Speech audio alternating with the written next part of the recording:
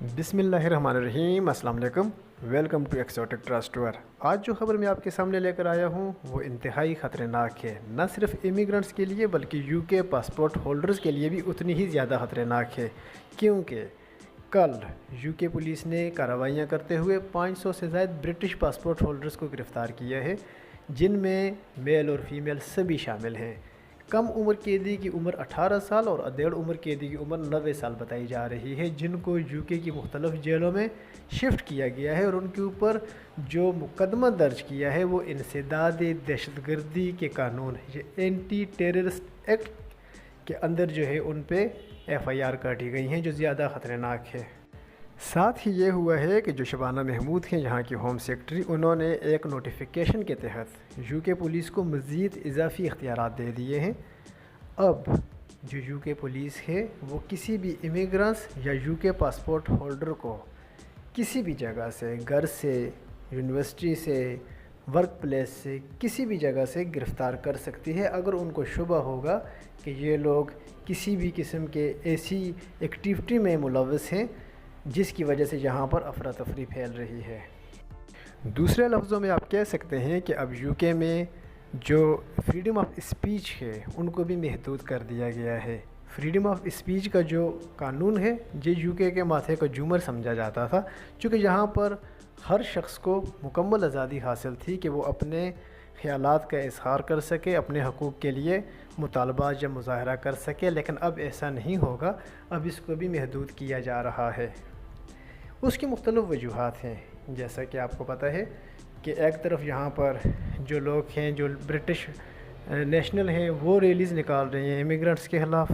दूसरी तरफ हर वीकेंड पे फ़लस्तीन एक्शन के तहत यहाँ पर यह तंज़ीम है और हर वीकेंड पे फ़लस्तीन के हक़ में और यहाँ पर इसराइल के ख़िलाफ़ मुज़ाहरे किए जाते हैं।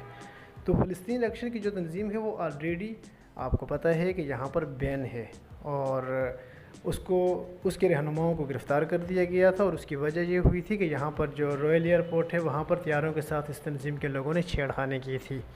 अब जो मौजूदा गिरफ़्तारियाँ हुई हैं और जो मौजूदा ये नोटिफिकेशन जारी हुआ है इजाफ़ी इख्तियारात का, उसकी वजूहात में से एक मेन वजह और भी है। जैसे कि आपको पता है कि 2 दिन पहले यहाँ पर यहूदियों की इबादतगाह पर टेररिस्ट अटैक हुआ, जिसमें 3 लोग मारे गए और 3 लोग ज़ख्मी हुए, जिसके बाद ज्यूश कम्युनिटी की तरफ से काफ़ी एहतजाज किया गया। वहाँ पर जब सर कियर स्टामर गए उस वक़्त भी काफ़ी शदीद नाराबाजी हुई। उसके बाद सर कियर स्टामर ने अपनी जो कौम है, ब्रिटिश नेशनल हैं, यूके में रहने वाले लोग हैं, उनसे ये अपील की कि इस वीकेंड पे किसी भी किस्म का कोई मुज़ाहरा ना किया जाए, स्पेशली फ़लस्तीन एक्शन के अंडर कोई मुज़ाहरा इसराइल के ख़िलाफ़ ना किया जाए, ताकि दुनिया को ये पैगाम जाए कि यूके में रहने वाली तमाम कम्युनिटीज़ आपस में मुत्तहिद हैं और यूके में किसी एक कम्युनिटी पे जो हमला है वो सब पे हमला तस्वर किया जाता है। यह जो यहूदी इबादतगाह थी ये मैनचेस्टर में थी, और एक और न्यूज़ ये भी है कि कल जो है यहाँ पर एक जगह है ससेक्स, वहाँ पर एक मस्जिद पर हमले की कोशिश की गई। 2 निकाहपोश लड़के आए, दरवाज़ा बंद था, दाखिल नहीं हो सके तो उन्होंने मस्जिद के बाहर मौजूद एक गाड़ी को केमिकल से जला दिया। तो ये वायलेंस के जो वाक़यात हैं ये पिछले 2 दिन में पेश आए। तो सर कियर स्टामर ये चाह रहे थे कि इस वीकेंड पे यहाँ पे किसी किस्म का कोई ऐसी बदमज़गी, कोई इख्तिजाज ना हो, ताकि दुनिया को एक अच्छा पैगाम जाए। लेकिन उसके बरअक्स चूँकि फ़लस्तीन एक्शन के अंडर यहाँ पर दोबारा मुज़ाहरा हुआ, जिसके तहत 500 से ज़ायद लोगों को गिरफ़्तार कर दिया गया जो उन मुज़ाहिरीन में शरीक थे। पहले तो ऐसे होता था कि लोग सोशल मीडिया पे अपने एहतजाज रिकॉर्ड करा लेते थे, लेकिन लास्ट कुछ टाइम से ऐसा हो रहा है जैसे फ़लस्तीन में कत्लेआम हुआ, बहुत सारे लोग शहीद हुए, बच्चे शहीद हुए। तो अब ये होता है कि हर वीकेंड पे ब्रिटिश लोग जो हैं वो मुख्तलिफ़ रोड साइड्स पे और मुख्तलिफ़ एरियाज़ में निकलते हैं और फ़लस्तीन के हक़ में मुज़ाहरे करते हैं। तो उस वजह से बाकायदा नोटिफिकेशन हुआ, अब नया कानून बन गया है कि अब नेक्स्ट जो है इस किस्म के मुज़ाहिरीन को या रोज़ के एहतजाज को रोकने के लिए गवर्नमेंट कानून साज़ी कर रही है और बड़ी सख्ती कर रही है।